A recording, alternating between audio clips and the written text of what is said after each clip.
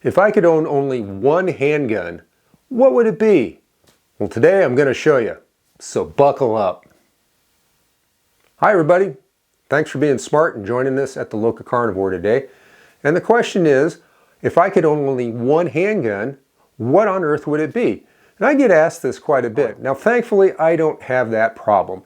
Now I know there are people out there, and it might be you, who are in a position where for whatever reason you can only have one handgun. And I sympathize with you. Now there are lots of good handguns out there, which is good. But how do you sort through all that? Well, I'll tell you what, I'm here to help. Now, let's talk about some of these alternatives, and I'm going to go through each one and tell you why, ultimately, while they might be good for whatever reason, I wouldn't choose them as the one handgun that I would have to stick with. I'm going to show you the one that I would own at the end of the video, so make sure you stay with us. Now, one good choice that's out there, and it's a perennial favorite of a lot of people, is the 1911. And it's a great gun. Frankly, I like 1911s. I've owned quite a few of them over the years, and they're not without their faults, however, as good as they are. The upsides, they have a great trigger typically, and that single action trigger is really good. They fit in the hand really well, and they're relatively thin, which can help to a certain degree with concealability. But let's go through the reasons why. Ultimately, if I had to stick with just one gun, it wouldn't be a 1911. Sorry, 1911 fanboys. I know your feel-goods just got trampled on. Go ahead down in the comments, let me know all about it. I'd love to hear from you, as always. Well, for starters, the 1911 is a very high-maintenance gun compared to more modern designs. And it is a gun that depends very much on the skill of the technicians assembling it at the factory. If they're having an off day, you're going to get a garbage 1911 and it's going to cause you problems forever. The other thing on the 1911 is it's got a very steep learning curve. Another big issue with the 1911, it's a single stack design, so you've got a limited magazine capacity, which in a gunfight, anybody I've ever talked to, and I do happen to know a few people who've been in actual gunfights, and I've read quite a few accounts of other people who have been in gunfights, and none of them have ever complained that I can remember of having too much ammunition in the gun at the time they were in their shootout.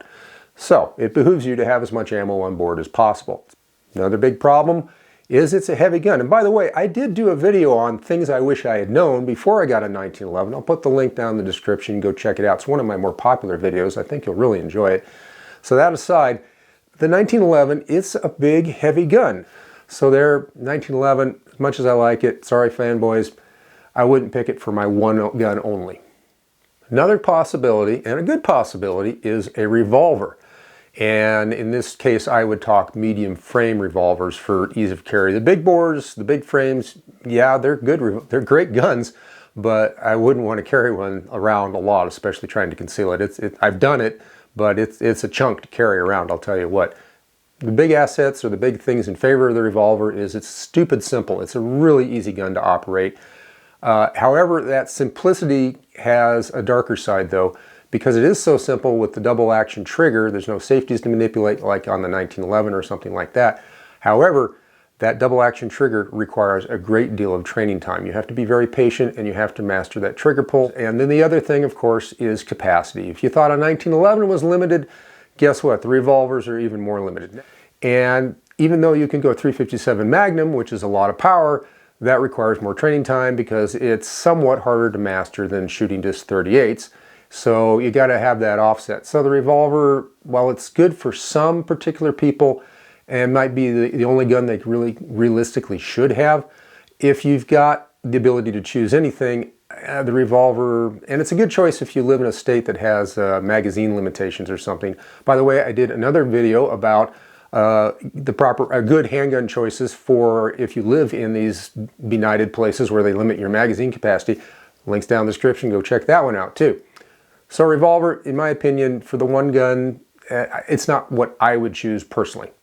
One category of gun that I've had a lot of people really enthusiastic about, because on the surface it seems like a possibly good idea, and that is what I call mouse guns. We're talking the small frame, snub-nosed revolvers and the pocket automatics in like 32 or 380, something like that, 25 ACP. Why you would do 25, I don't know. But these are the really super small guns, and they have that allure because they're super easy to conceal. That's the one thing about them. However, lots of issues. First of all, even in the semi-auto versions, the magazine capacity is very limited. And the other issue I have with them is the fact that they're chambered in low-power cartridges. So it's really not my choice for the first one. These should be relegated to backup guns, in my opinion, or a gun that you don't have anything else you can carry under the circumstances. So they're not the choice for the one gun if you can have only one gun, in my opinion.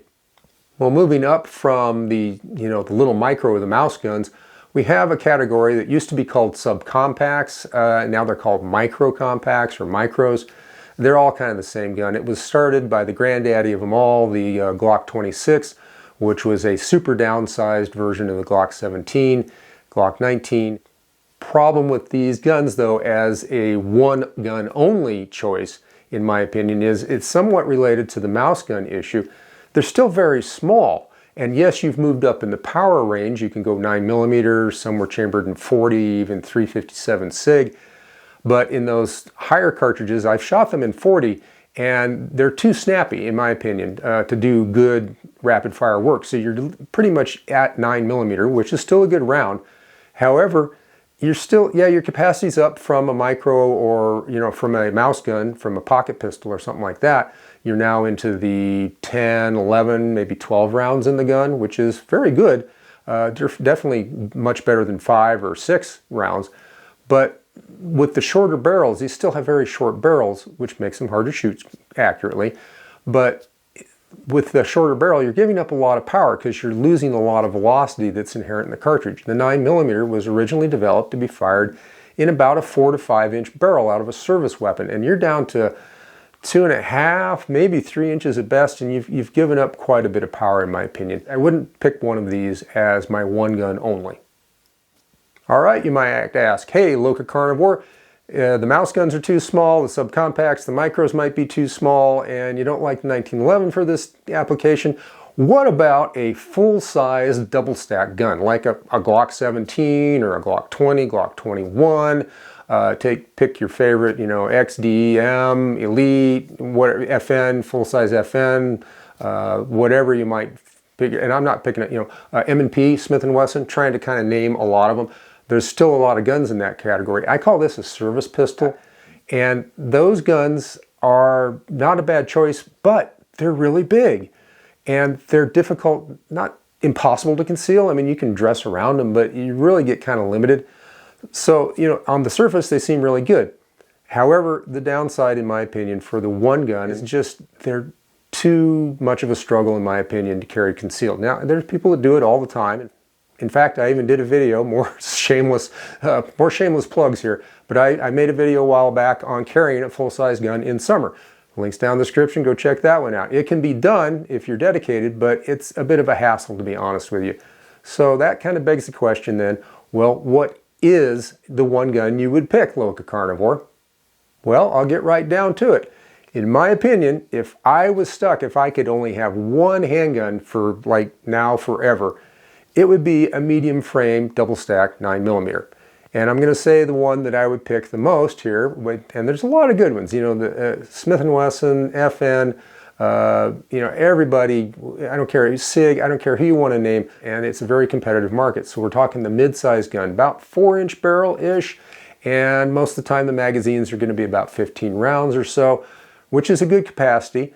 It's not as much as maybe a full-size, but with that shorter grip length, and it's just short enough to make it much more concealable, but still be able to get your pinky on it and get a decent grip, depending on who you are. But for me, I can get a decent grip on it. It's got a long enough sight radius and a long enough barrel so you can shoot it fairly accurately. It's got enough weight. It's not stupid heavy like a 1911, but it has enough weight to dampen the recoil in 9mm to make shooting it in rapid fire very effective. But it's polymer, which gets the weight down, but it also reduces the maintenance load quite a bit. It's not fussy on maintenance like a 1911. And so they're very good, they're very reliable. And the one that I would pick, push comes to shove, would be the one that basically started it all, and that would be the Glock 19.